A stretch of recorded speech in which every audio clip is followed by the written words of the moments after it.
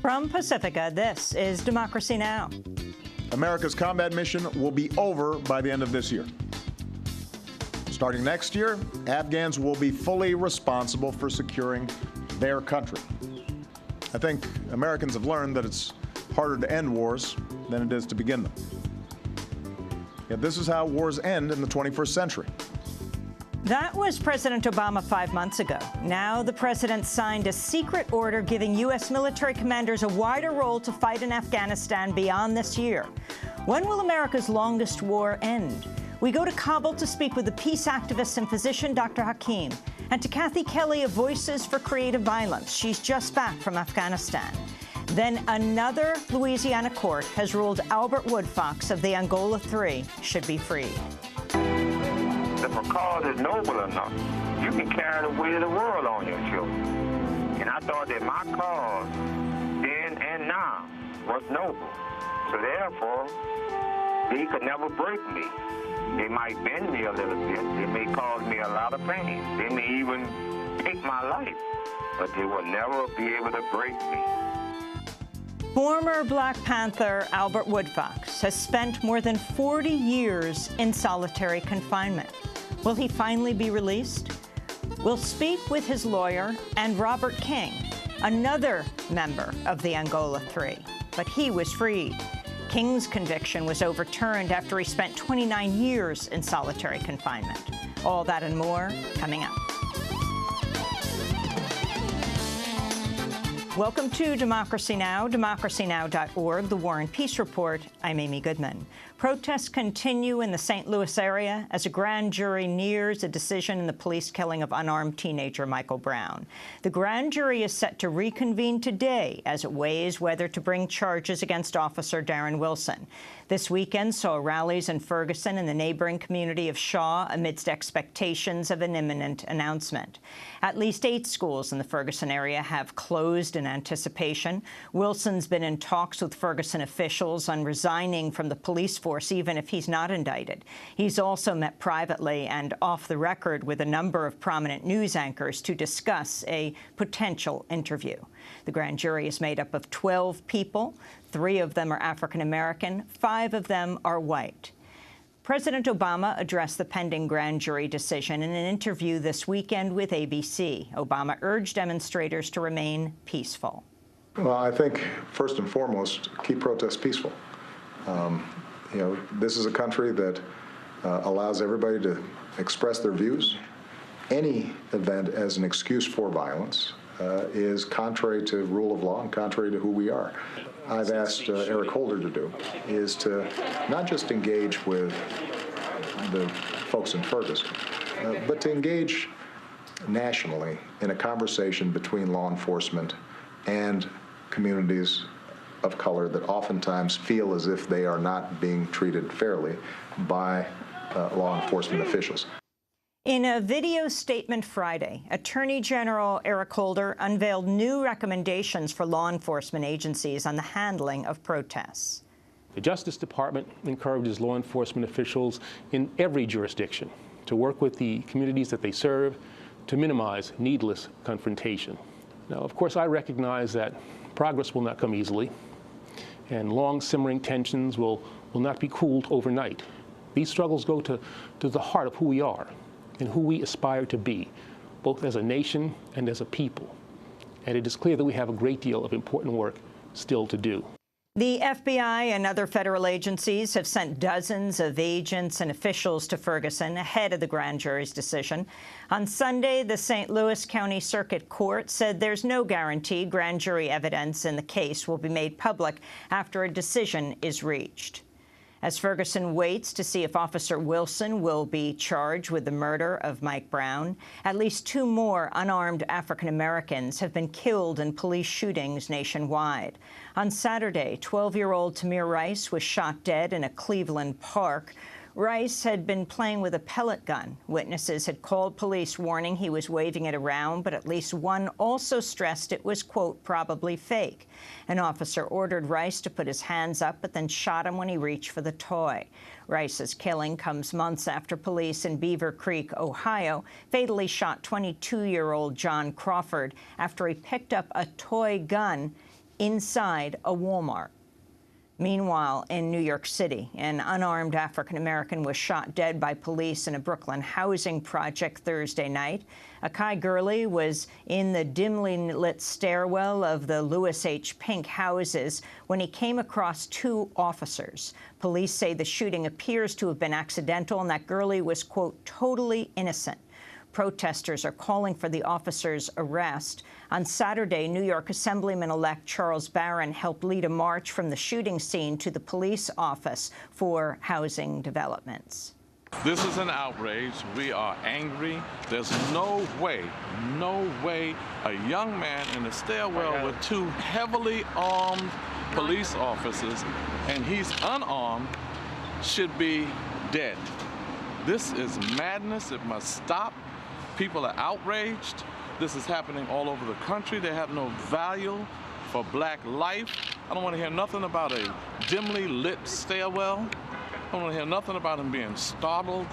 This young man should still be alive today. The officer, Peter Liang, has been placed on modified duty pending the outcome of an investigation. Akai Gurley and his girlfriend had decided to take the stairs because the elevator in the housing project was so slow. He leaves behind a 2-year-old daughter. President Obama has signed his historic executive order granting temporary legal status to over 4 million undocumented immigrants, protecting them from deportation. On Friday, Obama followed his action with a rally in Las Vegas where he repeated his call for congressional passage of comprehensive reform. Las Vegas, I've come back to Del Sol to tell you, I'm not giving up. I will never give up. I will never give up. I will not give up.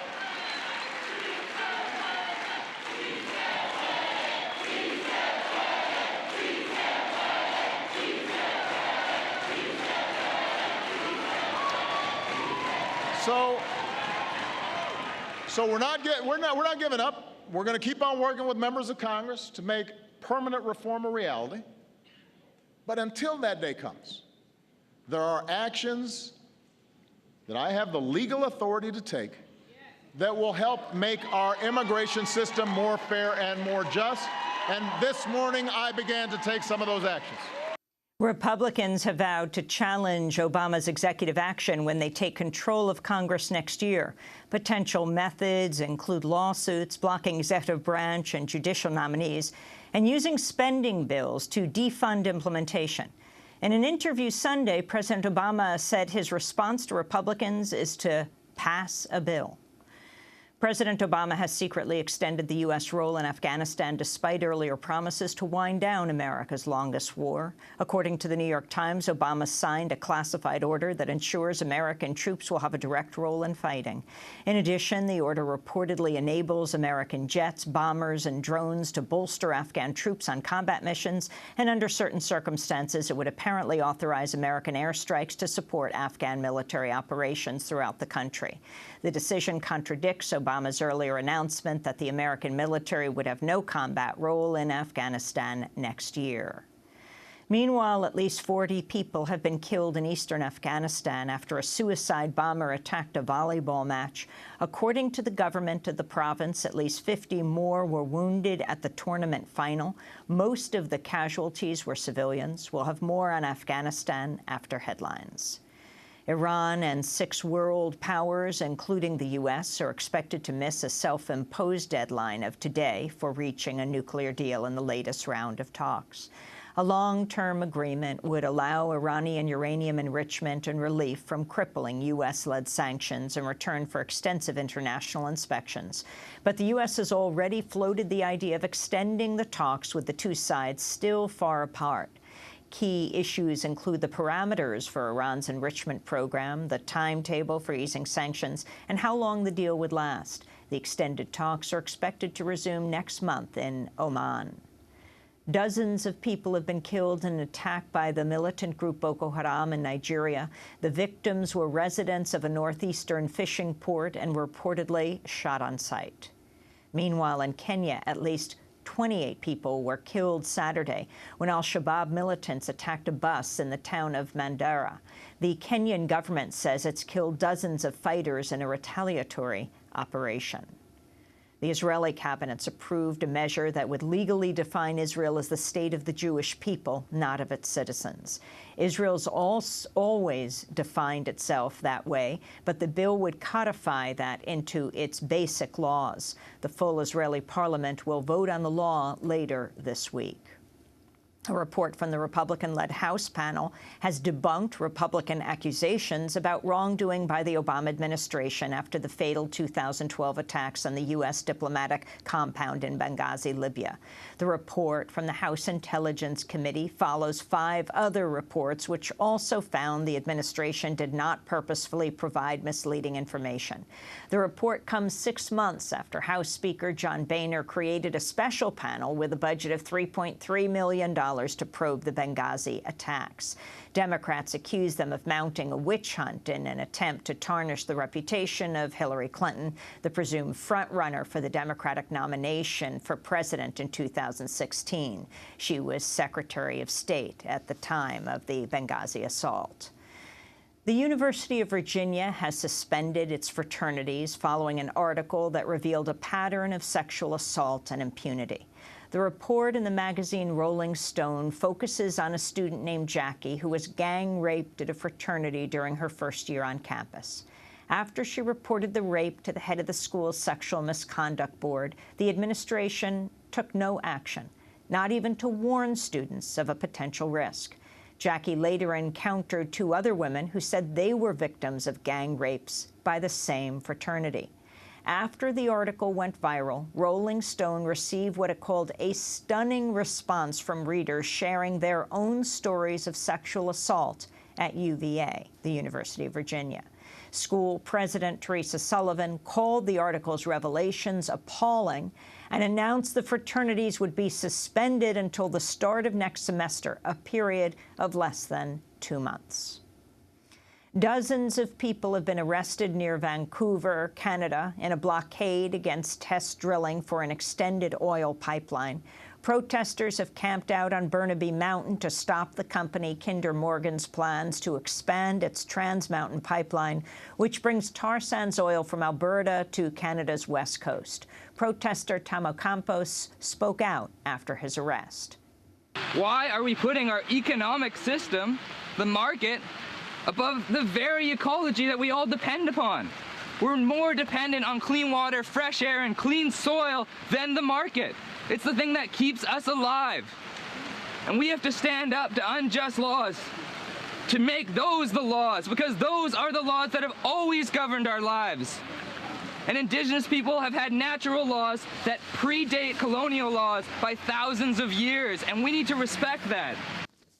Campos is the grandson of the prominent Canadian environmentalist David Suzuki. An 11-year-old girl was also among those detained on Sunday. Hundreds of people rallied outside Fort Benning, Georgia, over the weekend for the annual protest calling for the closure of the controversial military training base there. Formerly known as the School of the Americas, the Western Hemisphere Institute for Security Cooperation, or WISC, has been used to train Latin American soldiers in combat counterinsurgency and counter-narcotics. On Saturday, protesters also rallied miles away at the privately owned Stewart Detention Center in Lumpkin, one of the nation's largest prisons for undocumented immigrants. At least 5 people were arrested. Protesters included Courtney Collins, a youth activist from New Jersey. I definitely had to tell all my teachers before we left that, we had to go on, I wasn't going to be in school for the next 2 days. And when they asked why I was going down to Georgia, I said that I was going on a protest for SOA. And then when they asked what that was, I just explained it as a school where they take in people from third world countries and train them in democracy, but they're really teaching them how to torture people, and they send them back down, and they're major contributors in genocides and just awful, awful situations. An Ohio man has been freed from prison after spending 39 years behind bars for a crime he didn't commit. Ricky Jackson, 59-year-old African-American man, had been jailed since 1975 on a murder conviction. The prosecution's case was based on the testimony of a 13-year-old witness. After a 2011 investigation, the witness recanted his testimony, saying he had implicated Jackson and 2 others under police coercion. The witness, Eddie Vernon, said police had fed him the story and threatened him with the arrest of his parents if he didn't cooperate. On Friday, Ricky Jackson was freed after prosecutors dropped the case. How does it feel? It's extraordinary. I'm very happy. Needless to say, you know, words can't express how I feel right now. I'm just glad to be out, glad to be a free man. What are you going to do? Where are you going to go? Wow. I mean, you know, you sit in prison for so long, you think about this day, but when it actually comes, you don't know what you just want to do something, you know, besides what you've been doing for 39 years. Okay.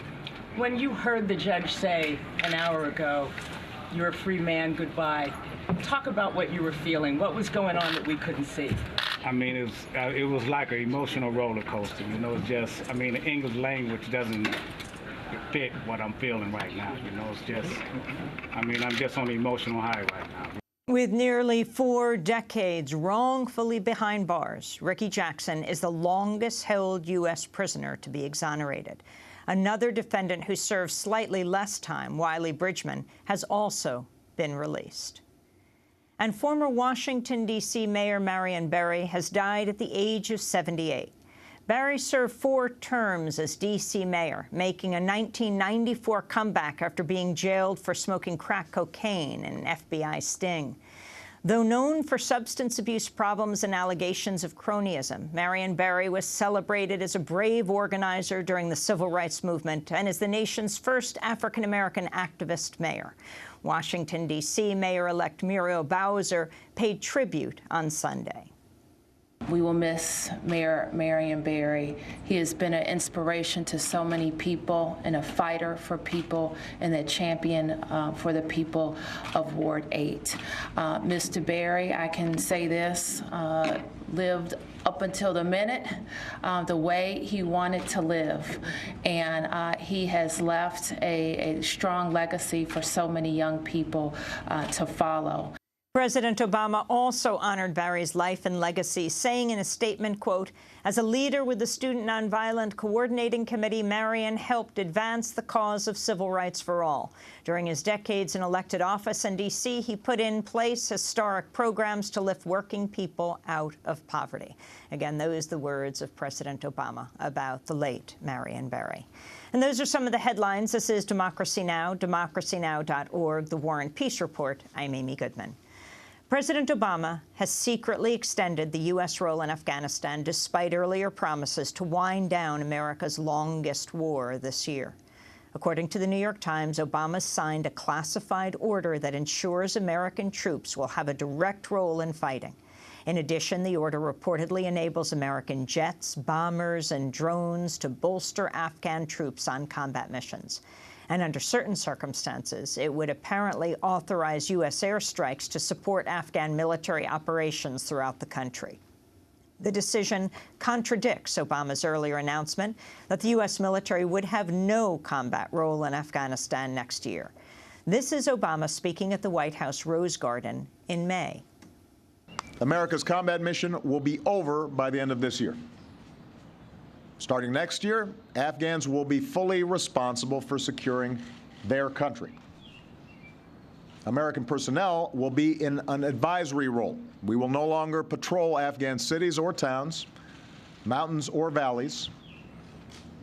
That is a task for the Afghan people. Second, I've made it clear that we're open to cooperating with Afghans on 2 narrow missions after 2014, training Afghan forces and supporting counterterrorism operations against the remnants of al-Qaeda.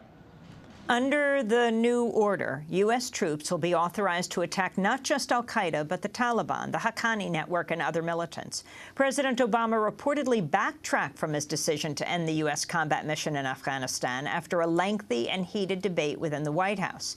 Top generals at the Pentagon and Afghanistan reportedly backed the expanded mission. Afghanistan's new president, Ashraf Ghani, has also backed an expanded U.S. military role. Ghani took office in September. He's also also reportedly lifted limits on U.S. airstrikes and joint raids that his predecessor, Hamid Karzai, had put in place. Meanwhile, at least 40 people are dead in eastern Afghanistan after a suicide bomber attacked a volleyball match. According to the government of the province, at least 50 more were wounded at the tournament final. Most of the casualties were civilians.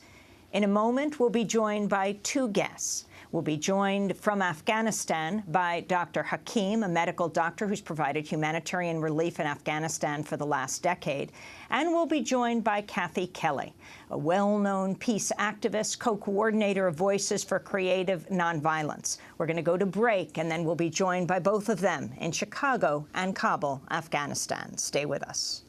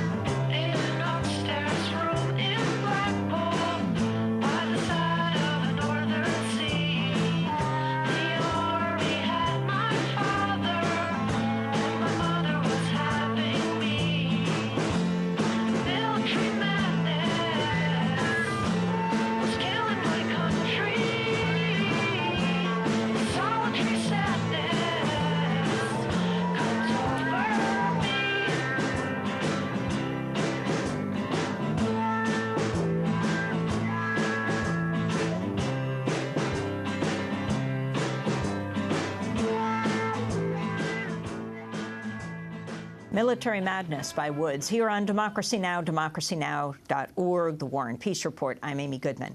To talk about President Obama's secret order to extend the war in Afghanistan, we're joined by two guests.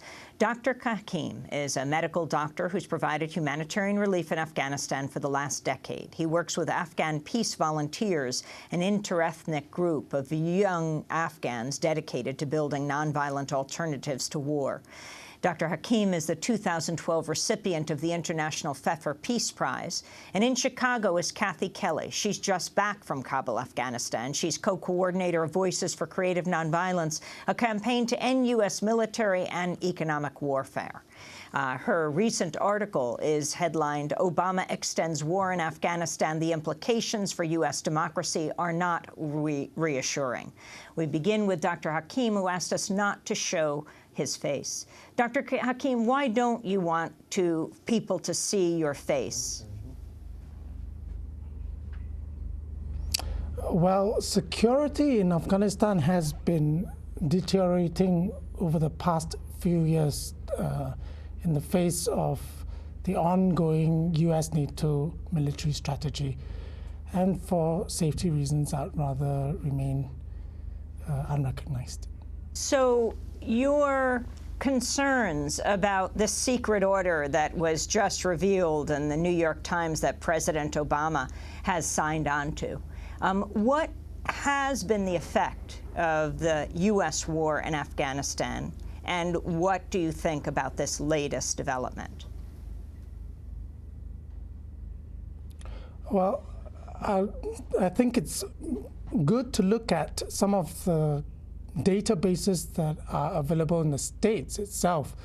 A global terrorism database done by the U.S. government and the University of Maryland has shown that since the beginning of the war against terror in 2001, the number of terrorist attacks in Afghanistan and in the rest of the world, in Iraq, etc., has increased. And so if we looked at the graph of that increase and thought of terrorism or the war against terrorism as a cancer that needs to be treated, as a medical doctor, I would say the graph shows that the war against terror in Afghanistan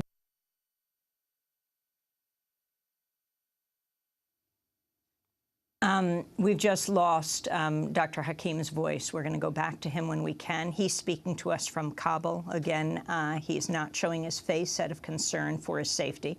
Kathy Kelly, you're just back from Kabul. Talk about your response to this latest news. We've just played the clip of President Obama in May saying that the troops would be pulling out, and now this secret order. Well, thank you, Amy. I think probably Hakim wanted to continue by saying that the war on terror has been a failure. And I think that the U.S. public knows that. You know, we learned about heated debate between the advisors to President Obama, but at what point is the court of public opinion consulted in any way? The news was released on a Friday night, and it was a leak that was disclosed to the New York Times, but apparently the decision was made weeks ago, before the most recent elections. And is it possible that because the Obama administration knows how unpopular this war is? A CNN poll that had been released in 2013 said 82% of the U.S. public disapproved of continued war in Afghanistan. And so in spite of the pledge that the war was going to end, we now find out that, in fact, the war is going to continue. And, you know, in the Saturday issue of the New York Times, we then learn that quietly the new administration in Kabul under President Ashraf Ghani has decided to resume the night raids. So they want to call them night operations instead of night raids. And this is a tactic that doesn't require big sprawling military bases. It requires joint special operations forces, drone support, the capacity to use helicopters.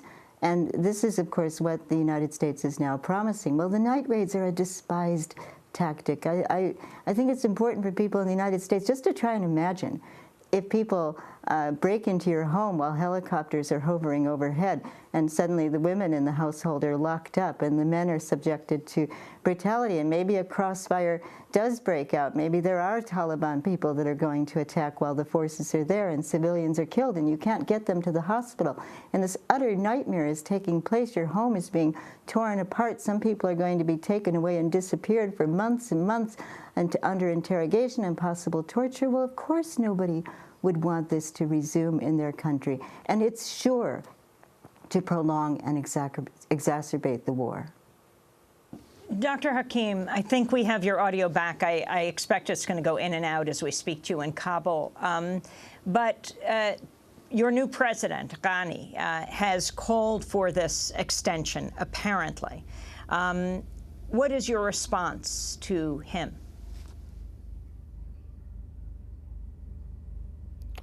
Well, the news reports in Kabul in the past 54, 56 days since President Ashraf Ghani's inauguration has shown that there have been about 41 suicide bombing attacks across the country, and 24 of those are in Kabul.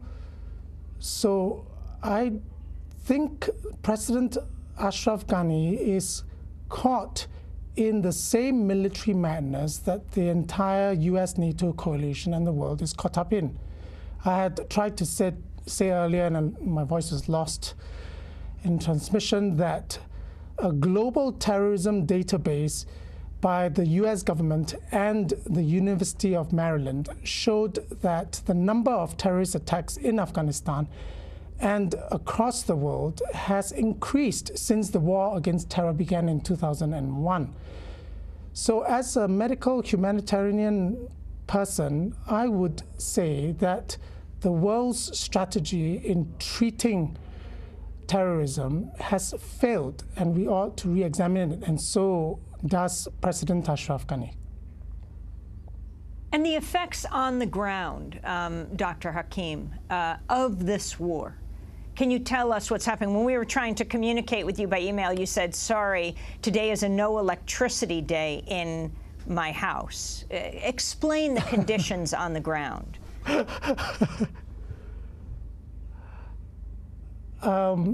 I think it'd be good to give listeners a sense of what is happening in this country devastated by 4 decades of war and a continued military strategy. by looking at what the World Health Organization announced in September as the suicide rate among Afghans. Afghans on the ground in the daily living are not coping. In this year, up to September, there have been more than 4,000 Afghans, both men and women, who have set themselves on fire, self-immolation, and another 4,000 that have tried to poison themselves and kill themselves through drugs and poison. So we are in a situation where the people have problems with their basic human needs of food and water. Chronic malnutrition has always been a problem, certainly not helped by war. And then the other basic services that ought to be available for Afghans, healthcare, work. Unemployment is officially at 36%, probably more. Some figures by local Afghan labor organizations put it as high as 80%. So you have hungry, angry people who are unemployed and who are killing themselves. So on the ground, we know that this war against terror in Afghanistan has been failing from year to year. The number of civilian casualties reported. We've just lost Dr. Hakim again in Kabul, but I think it's worth continually going back when we get him. Kathy Kelly, if you could continue this thought. Well, along with the concern for civilian casualties and the mothers who weep and say, I can't feed my children, and the thousands of children that are on the streets as child laborers, 6,000 children in Kabul alone. The number, I mean, Amnesty International had reported that the war was displacing 400 people every day, and there are squalid, wretched refugee camps as people are facing a very, very cold winter. And you know, the Pentagon has requested $58.3 billion for fiscal year 2015 alone for war in Afghanistan. These resources go to the hands of war profiteers and weapon makers, and enormous expenditures by the Pentagon. I just read about a November 21st request from the Pentagon for $7,800,000 to beef up the Kandahar and Kabul airports, which will, of course, allow them to engage in the night raids and the drone attacks and the air attacks. And the suffering that this causes for people in Afghanistan is lost on the U.S. public. There was an August Amnesty International report that details 10 case studies that are just gruesome and chilling, horrific, telling about the situations of civilians who've been killed by United States forces. And of course, this should be entered into the U.S. media. It should be something U.S. people are talking about, and not a war that gets continued because of furtive movements on a Friday night. Kathy, I wanted to ask you about a new analysis of corporate TV news that's found there's almost no debate about whether the United States, in this case it was go to war in Iraq and Syria, but I think you could certainly extend that to Afghanistan. The group Fairness and Accuracy in Reporting, or FAIR, found that of the more than 200 guests who appeared on network shows to discuss the topic, just 6 voiced opposition to military action. On the high-profile Sunday talk shows, out of 89 guests, there was just one anti-war voice. It was Katrina vanden Heuvel of The Nation. I just want to go to a snippet of the clips of voices that appear in corporate media outlets. Here's what I'm tired of hearing from this administration and my friends on the other side and within my party, that this is somehow easy and really not our fight. They have to act swiftly, because the president made a very good point. He believes he has the authority to do this on his own, and so do I. So you're talking about a massive response, not hitting one target, but hitting as many as possible. When an American is murdered on television for the purpose of terrorizing Americans, there should be a response that you would not analyze in terms of a normal response to provocation. You can't imagine the fight against ISIS going in such a way that we would say, you know what, this thing is on the cusp. We need to send in 3,000 U.S. or 5,000 U.S. combat ground troops to win this thing? Well, but again, that would be saying specifically only 5,000, not 5,000. No, it would be leaving the option open, which is what a serious commander-in-chief I think the shorthand that a lot of people use about, no boots on the ground is semantically problematic, because obviously there will be American military personnel with their boots on the ground. So that was Jay Carney, the former spokesperson for Obama, and before that Bill Kristol and Henry Kissinger, Bob Schieffer, the CBS News anchor, the former governor of Pennsylvania, Ed Rendell, and Lindsey Graham, the U.S. senator. Just some of the voices. But again, the overwhelming majority of voices on television, the range of the debate is boots on the ground or just bomb. Rarely, almost never do you hear someone say, do not attack. And yet, clearly, even within the White House, the debate that went on, according to the New York Times, because this was revealed by the New York Times in this late revelation of a secret order signed by President Obama to continue the war in Afghanistan. There was a debate within the White House that sounds like much more than we hear on television. Kathy, you've been going back and forth to Iraq and Afghanistan. I'm sure it's well over 100 times. Your thoughts on what this public debate would mean and what that sounds like in Afghanistan? We'll ask Dr. Hakim that question. Well, isn't it amazing that in spite of what is such a vice-like grip on education of the U.S. public that's maintained by the military and by a very cooperative media, that you do get these huge percentages of the U.S. public who nevertheless believe that these wars have been failures, who don't want to see the wars continue. 94% of the U.S. public reportedly knew about the beheadings of men whose names I know by heart, and I was living in Afghanistan with barely any electricity or news coverage whatsoever. But I knew that Stephen Sotloff and David Haynes and James Foley had been killed.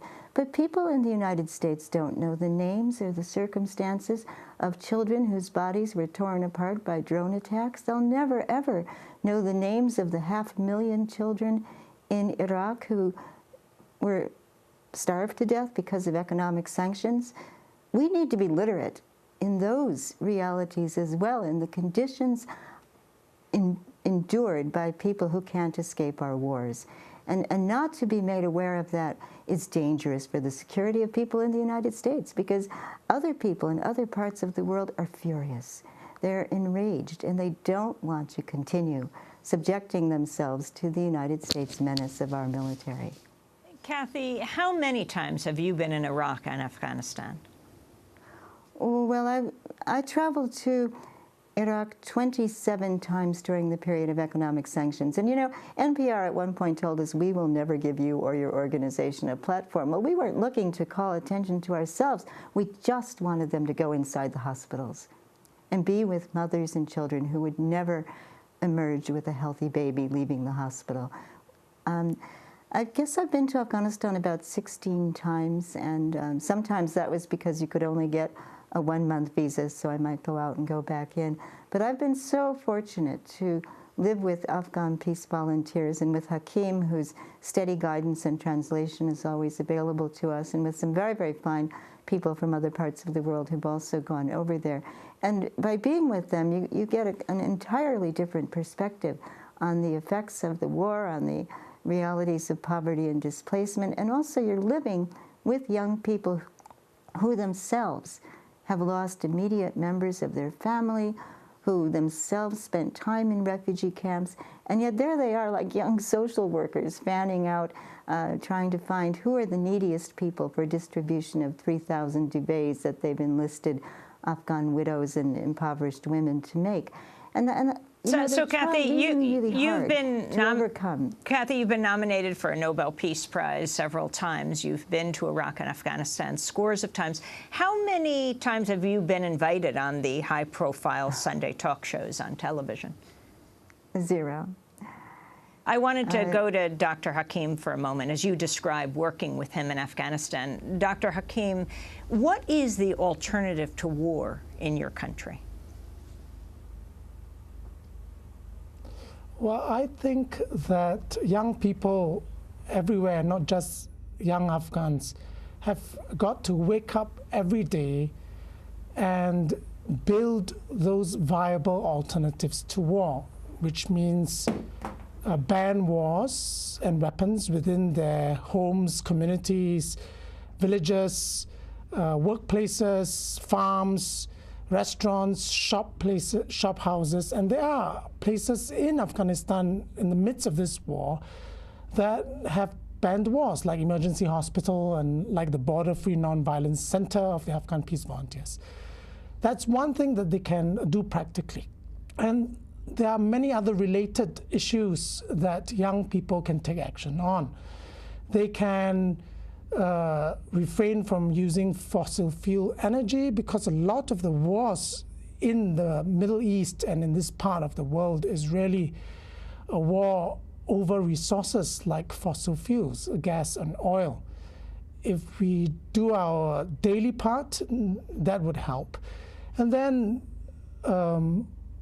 in the area of learning, people have got to realize that the lack of debate you've just talked about shows that we are learning the wrong things. We only hear the war and military narrative. We need to be more curious, imaginative. We need to learn ways in which we can serve humanity, not get a profit. And there are many, many other practical things that people can do on a daily basis, both in Kabul, Afghanistan, and in the rest of the world. And I would like to encourage everybody to do it. I've seen the Afghan Peace Volunteers try, despite the difficulties. So can American youth. I'm looking at a piece from Common Dreams that's responding to the piece in the Times that made it clear what President Obama did, quoting him in the Rose Garden, saying American personnel will be in an advisory role after this year. We will no longer patrol Afghan cities, towns, mountains, or valleys. That's the task for the Afghan people. That he said in May. And then Common Dreams staff writes, never mind, the president has now quietly authorized an expanded role for the U.S. military in Afghanistan. The New York Times reported last night that Obama's decision is a result of a lengthy and heated debate between the promise Mr. Obama made to end the war in Afghanistan versus the demands of the Pentagon. The Pentagon won. An official told the Times that the military pretty much got what it wanted. Obama has also given the war in Afghanistan a new name, Operation Resolute Support. Dr. Hakim, your response to Operation Resolute Support? Well, before this, it was called Operation Enduring Freedom, and the change of name doesn't change the basic, predominant strategy, which is kill, kill, kill. There hasn't been a change in the strategy. There hasn't been any other options. This decision to expand the mission here, it's not even a new decision. In 2009, there was another decision that Obama had to make, and that was whether to increase the number of troops by 30,000 American soldiers. And in the account by Bob Woodward in the book Obama's Wars, Bob Woodward described how that process happened for Obama in the White House. Obama had to tell his war cabinet, had to ask them, why is there no other option? There was only one option, and that is the military option. So resolute support is just a rehash of the same military option, the same war against terrorism, which has failed, and so it's going to fail. Well, I want to thank you both for being with us. Dr. Hakim, I want to thank you. Dr. Hakim is a medical doctor who's provided humanitarian relief in Afghanistan for the last decade. He works with Afghan Peace Volunteers, an inter-ethnic group of young Afghans dedicated to building nonviolent alternatives to war. In 2012, he won the International Pfeffer Peace Prize. And in Chicago, Kathy Kelly, co-coordinator of Voices for Creative Nonviolence, a campaign to end U.S. military and economic warfare. She's just back from Kabul. And Dr. Hakim, I look forward to seeing your face one day without fear. This is Democracy Now!, democracynow.org, the War and Peace Report. Albert Woodfox, that name may not be familiar to you, but yet another court in Louisiana has said he should be freed. How is it that he's remained in solitary confinement for 42 years? Stay with us.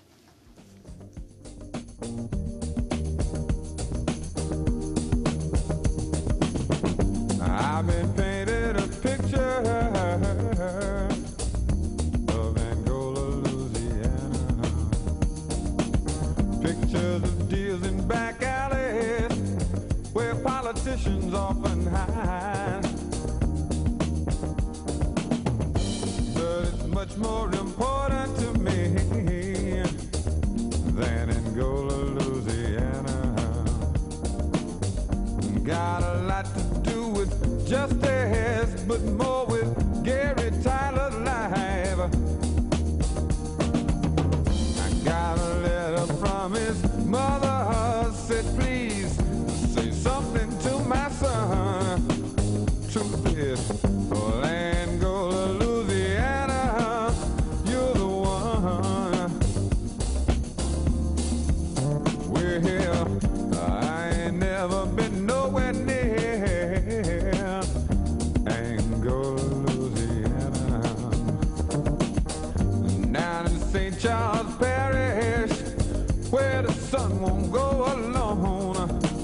That's the late Gil Scott-Heron singing Angola, Louisiana. This is Democracy Now!, democracynow.org, the War and Peace Report. I'm Amy Goodman. As we turn now to new developments in a case Democracy Now! Has been following for years. A federal appeals court has upheld a lower court ruling ordering Louisiana to release Albert Woodfox, a former Black Panther who has spent 42 years in solitary confinement, longer than any prisoner in the United States. In an editorial over the weekend, the New York Times referred to his confinement as, quote, barbaric beyond measure. Woodfox and the late Herman Wallace, another prisoner of the Angola Three, were convicted of murdering a guard at Angola prison. The Angola Three and their supporters say they were framed for their political activism. A federal judge ruled last year Albert Woodfox should be set free on the basis of racial discrimination in his retrial. It was the third time Woodfox's conviction was overturned, but prosecutors have negated the victories with a series of appeals.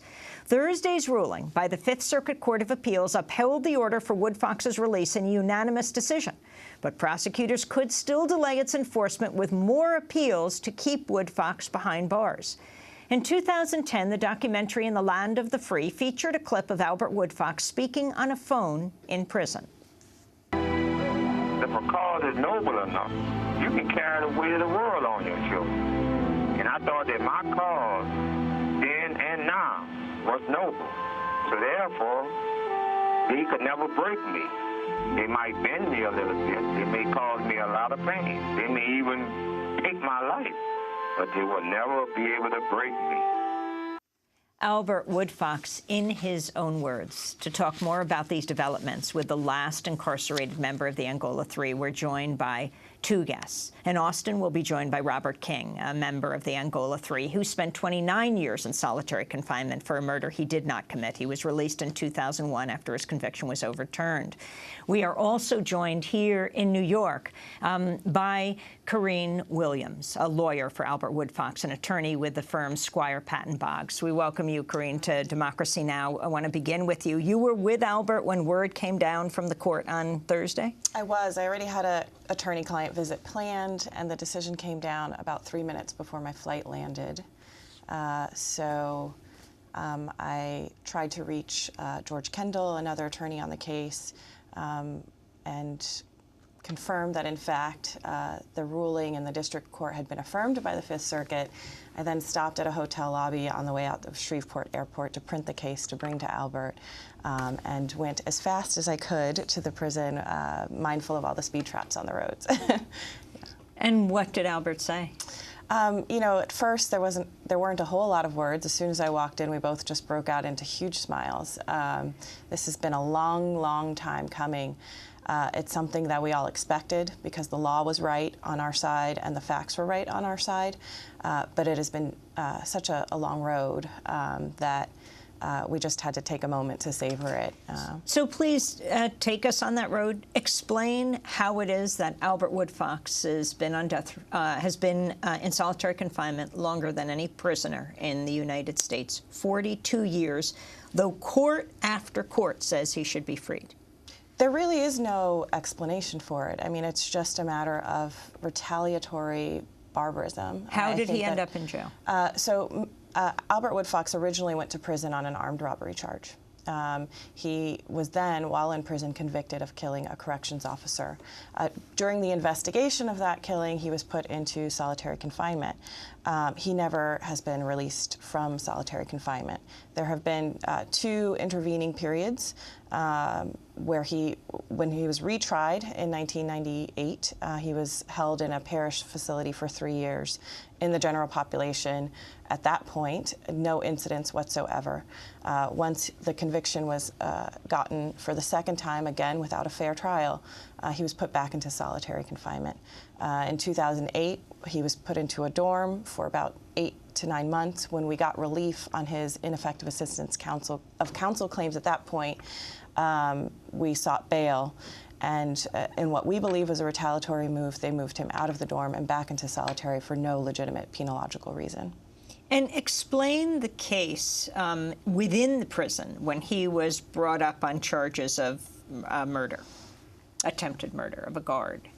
So in 1972, I think for a little context, the conditions in Angola were atrocious. There was an inordinate amount of violence among inmates, among guards. Albert and Herman Wallace being the 3rd member of the Angola 3 who passed away last year after having his conviction overturned, began organizing inmates as members of the Black Panther Party. And their primary goal in organizing inmates was to protect others from prison rape. And so that earned them the ire of an administration that was itself under a big change. They'd been ordered to integrate their prison administration. So there were some antagonisms and frictions among the prison officials and guards. And then when this terrible murder happened, I mean, it's truly a tragic crime, they were automatically, immediately fingered as the culprits without any evidence whatsoever. And a number of people who were affiliated with that Black Panther chapter in a prison were put into solitary confinement. Even the guard's wife has said that they should be freed. Even when Herman was alive, she did not believe they were responsible for the guard's death. That's right, Amy. You know, anybody who looks... Let me play Teenie Verrett, the wife of the guard, the widow of the murdered prison guard. She was just 17 when her husband, Brent Miller, was stabbed to death in 1972. This is Teenie Verrett from the documentary In the Land of the Free. I've been living this for 36 years. There's not a year that goes by that I don't have to relive this. And it just keeps going and going. And then these men, I mean, if they did not do this, and I believe that they didn't, they have been living a nightmare for 36 years. That was Teenie Verrett, the widow of the guard. Right. I mean, this case, if you look at it, the state's case has always been weak. It was weak in 1972 when the conviction originally happened. They could not get that conviction without cheating, without violating the constitutional safeguards of a fair trial. They had a second chance in 1998. Again, they couldn't get a fair conviction against Mr. Woodfox, as the Fifth Circuit just found on Thursday. We're joined by Robert King in Austin, a member of the Angola 3, who himself spent 29 years in solitary confinement for a murder he didn't commit. Released in 2001 after the conviction was overturned, has written a book about his experience called From the Bottom of the Heap, the autobiography of Black Panther Robert Hillary King.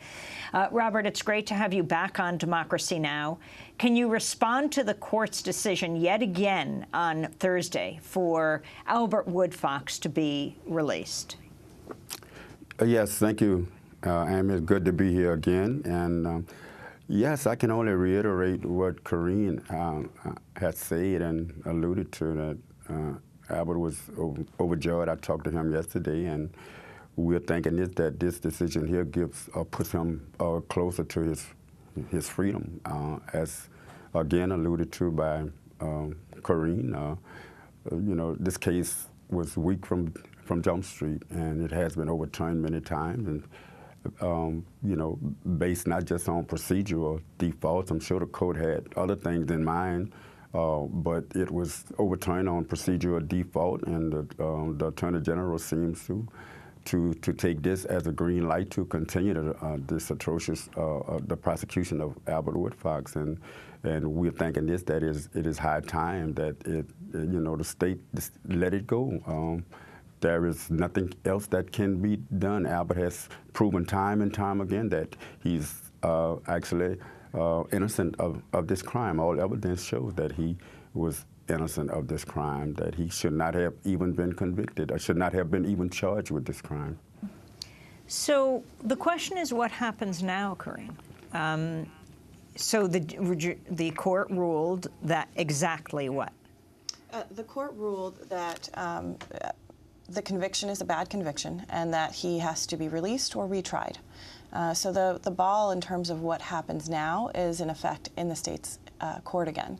They have a few options. They can appeal, seek a rehearing of this panel. They can seek en banc review of the whole Fifth Circuit, or they can appeal to the Supreme Court. They could also decide that enough's enough, that Mr. Woodfox has served 42 hard years in Louisiana prison, and this is no longer a wise use of the state's resources. Robert King, we had you on talking about Herman Wallace, who prayed he could be free to die as a free man, and he was taken out of the prison at the last minute as he lay dying, judge ordering his release, demanding the warden release him or perhaps be imprisoned himself. And he was taken out in a gurney, and he died a free man. You and Albert Woodfox in chains, were brought to say goodbye to Herman Wallace. Is that right? Yes. In fact, we were allowed to visit Herman on the day. As Corinne pointed out, she was there at the time, and she told him that his conviction had been overturned.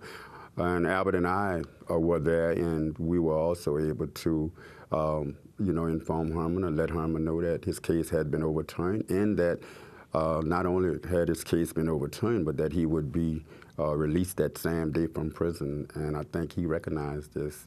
So Herman died unconvicted, a man. I want to end with murder. Albert Woodfox's own words. He bent down in his chains and kissed Herman Wallace on the forehead as he said goodbye. But this is his own words from the 2010 documentary, The Words of Albert Woodfox in the Land of the Free. Our primary objective is that front gate. That is what we are struggling for, and we are actually fighting for our freedom. We are fighting for the people to understand that we will... This call originates from a Louisiana correctional facility and may be recorded or monitored. That we were praying for murder, that we are totally and completely and actually innocent of. You have 15 seconds left on this call. Let me call you back. That was Albert Woodfox, and that's where we're going to have to leave it until we speak to him live on Democracy Now! I want to thank Robert King, a member of the Angola 3. We will continue our conversation and post it online at democracynow.org. And Corinne Williams, the lawyer for Albert Woodfox, an attorney with the firm Squire Patton Boggs. That does it for the show. I'm Amy Goodman. Thanks so much for joining us.